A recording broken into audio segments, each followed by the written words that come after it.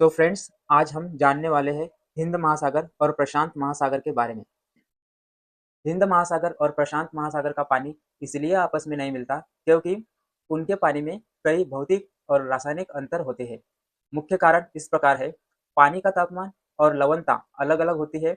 एक महासागर का पानी ग्लेशियर्स के पिघलने से आता है, जबकि दूसरे का पानी नदियों से आता है, जिससे उनके ठंडा और गर्म होने की स्थिति अलग अलग होती है।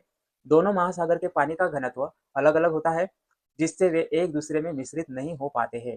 जैसे पानी और तेल अलग रहते हैं, वैसे ही ये महासागर अलग रहते हैं।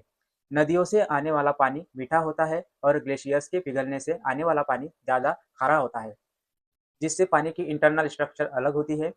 इन अंतर के कारण दोनों महासागरों के मिलने के स्थान पर एक अदृश्य दीवार या परत बन जाती है, जो उनके पानी को अलग अलग बनाए रखती है। इस वजह से दोनों महासागरों का पानी आपस में मिलकर भी अलग अलग रहता है और मिश्रित नहीं होता। यह वैज्ञानिक का कारण है, जिसके कारण हिंद महासागर और प्रशांत महासागर के पानी कभी आपस में नहीं मिलते। कुछ लोग इसे धार्मिक या चमत्कार भी मानते हैं, लेकिन मुख्य कारण होता है वैज्ञानिक।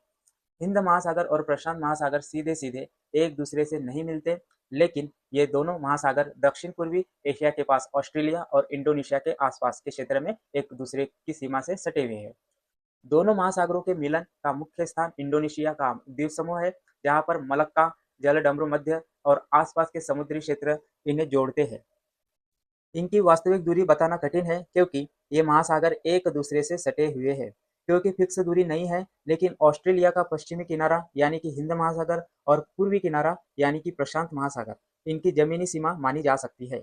इंडोनेशिया के आसपास इन दोनों महासागरों के पानी का अंतर देखा जा सकता है, लेकिन वहाँ की द्वीप श्रृंखला इन्हें पूरी तरह मिलने नहीं देती। प्रमुख हिंद महासागर का क्षेत्रफल लगभग 7 करोड़ 35 लाख 56 हजार वर्ग किलोमीटर है और प्रशांत महासागर का क्षेत्रफल 16 करोड़ 52 लाख 30 हजार वर्ग किलोमीटर है। दोनों महासागर इंडोनेशिया के दक्षिण और ऑस्ट्रेलिया के उत्तर पश्चिम में एक दूसरे से मिलते हैं, पर यहाँ द्वीपों की रेखा और जलडमरू मध्य इनकी प्राकृतिक सीमाएं तय करती है।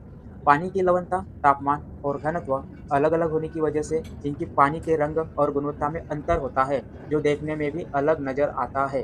संक्षिप्त रूप में हिंद महासागर और प्रशांत महासागर का कोई निश्चित दूरी नहीं है, क्योंकि